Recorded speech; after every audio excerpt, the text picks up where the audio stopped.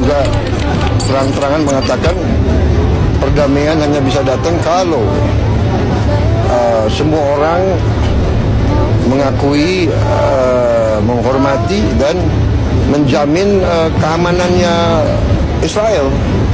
Israel pun harus dijamin keamanannya, baru kita bisa dapat perdamaian. Kenapa pilihan katanya selalu kalau mau damai semua harus menjamin keamanan Israel? Kenapa harus gitu? Ini kan problemnya berarti apa? Problemnya kita tuh takut. Problemnya kita tuh nggak punya pilihan. Problemnya kita tuh nggak mau negosiasi, nggak bisa negosiasi. Jadi jangan ngomong bahwasanya ini negosiasi.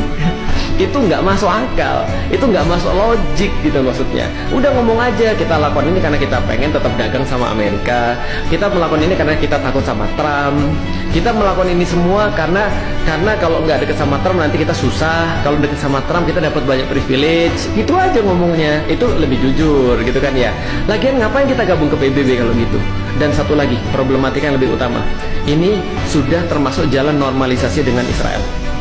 Kenapa aku bilang begitu? Karena guys, pemimpin kita guys, satu grup sama Israel, bahas tentang perdamaian, bahasnya bareng Israel. Dan Amerika sudah ngutus Steve Witkoff, Marco Rubio dan segala macam untuk ngobrolin plan untuk New Gaza, Board of Peace, perdamaian di Gaza, peace di Gaza dengan Netanyahu. Sakit nggak tuh? Sakit nggak tuh? Dan coba bayangin, kalau nggak kita yang ngomong siapa lagi? Kalau kita yang nggak ridho, duit kita, suara kita, seolah-olah dia mewakili seluruh orang Indonesia gitu. Seolah dia mewakili seluruh orang Indonesia menjamin keamanan Israel.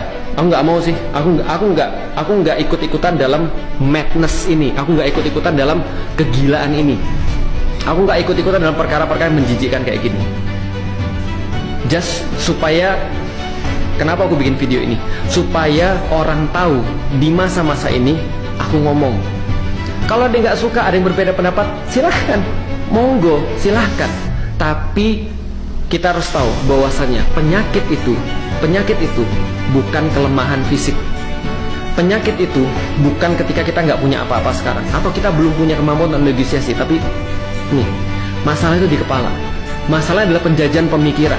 Dan salah satu penjajahan pemikiran yang paling bahaya adalah ketika Anda merasa Anda bisa menyelesaikan permasalahan Anda dengan ide penjajah, bahwa Anda bisa membebaskan Baitul Maqdis dengan cara pikir penjajah dan orang-orang pembunuh. Ini logika yang benar-benar harus kita tahu.